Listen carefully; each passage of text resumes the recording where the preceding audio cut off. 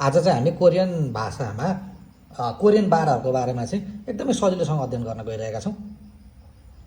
Korean बारहरू लेख्दाखेरि जस्तै हाम्रो नेपाली आइतबार सोमबार सबैमा हेर्ने हो भने पछाडि बार जोडिएको छ। त्यस्तै कोरियन बारहरूमा सबैमा पछाडि यो इल जोडिने गर्छ। यसलाई हामीले यो इल भनेर पढ्ने गर्दछौँ। यो इलको अर्थ बार हुने गर्दछ। अब आइतबार लेख्नु पर्यो भने जस्तै मैले यहाँ सबैको पछाडि लेखिदिएको छु। जस्तै आइतबारमा इल, सोमबारमा वल, मङ्गलबारमा वा गर्दै सु, मो, खुम र थो। जस्तै आइतबार लेख्नु पर्यो भने इलको पछाडि यो इल जोड्ने, इलको पछाडि यो इल जोडियो भने यो हामीलाई आइतबार हुन्छ। त्यस्तै सोमबार लेख्नु पर्दाखेरि वलको पछाडि यो इल जोड्ने, सबैको पछाडि यो इल जोड्नुपर्ने हुन्छ। जस्तै सोमबार वल यो इल।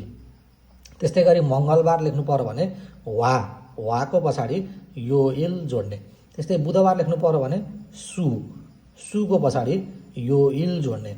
बिहीबार लेख्नु पर्यो भने बिहीबारको लागि मोक भयो अनि मोकको पछाडि यो इल जोड्यो भने हाम्रो लागि त्यो बिहीबार भयो। त्यस्तै गरी शुक्रबार लेख्नु पर्यो यदि भने शुक्रबारको लागि खुम लेख्ने र खुमको पछाडि यो इल जोडियो भने त्यो हाम्रो लागि शुक्रबार भयो। त्यस्तै गरी शनिबार लेख्नु पर्यो भने शनिबार भनेको थो भयो यसलाई छोटकरीमा, र थोको पछाडि यदि यो इल जोडियो भने त्यो हाम्रो लागि शनिबार हुने गर्दछ। अब यसलाई उच्चारण गर्ने कसरी त भन्दाखेरि मैले यहाँ लेखिदिएको छु। जस्तै आइतबारलाई उच्चारण गर्नु पर्यो भने यो इल भनेर उच्चारण गरिँदैन। यो र चाहिँ माथि जाने हुनाले यो चाहिँ इर्यो इल हुने गर्दछ। त्यस्तै गरी सोमबारमा पनि जुन मुनि ल झुन्डिएको छ यो ल चाहिँ माथि यो ओ भएको ठाउँमा जाने गर्दछ र यसलाई हामीले उच्चारण गर्दाखेरि वर्यो इल भनेर उच्चारण गर्छौँ। अब यो मङ्गलबारलाई वा यो इल भनियो। त्यसै गरी बुधबारलाई सु यो इल भनिन्छ।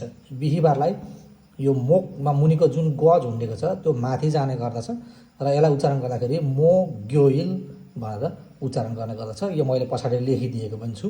त्यस्तै गरी शुक्रबारमा भएको खुमको यो मुनिको म चाहिँ माथि जाने गर्दछ र यसलाई हामीले उच्चारण गर्दाखेरि खुम यो इल भनेर उच्चारण गर्ने गर्दछौँ।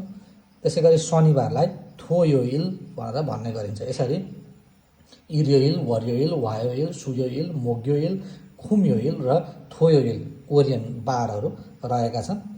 र यो 7वटा बारहरूमध्ये जस्तै शनिबार र आइतबारलाई चाहिँ छुमाल भन्ने गरिन्छ, किनकि कोरियन भाषामा छु भन्नाले हप्ता भन्ने बुझिन्छ र यसरी पछाडि माल जोडिएको छ भने यसको अन्तिम भन्ने बुझ्ने गरिन्छ। हप्ताको अन्तिम भनेर शनिबार र आइतबार 2 दिनलाई भन्ने गरिन्छ। प्रायः जसो कोरियामा यो 2 दिन शनिबार र आइतबार चाहिँ छुट्टी हुने गर्दछ। यसलाई हामी सप्ताहन्त भन्ने गर्दछौँ र बाँकी रहेको 5 दिन सोमबार, मङ्गलबार, बुधबार, बिहीबार र शुक्रबार जुन हाम्रा काम गर्ने दिनहरू हुन्छन् त्यसलाई हामी फ्यङइल भनेर भन्ने गर्दछौँ। यो हामीले यदि यो 7वटा हामीले यदि याद गर्न सक्यौँ प्रत्येक बारको लागि भने यसको पछाडि हामीले यो इल सबैमा यो इल जोडिदिने हो भने हाम्रो कोरियाका बारहरू बन्ने गर्दछन्। यो यतापट्टि रहेका चाहिँ हाम्रा कोरियन बारहरू हो। छोटकरीमा लेख्दाखेरि यसरी लेख्ने गरिन्छ।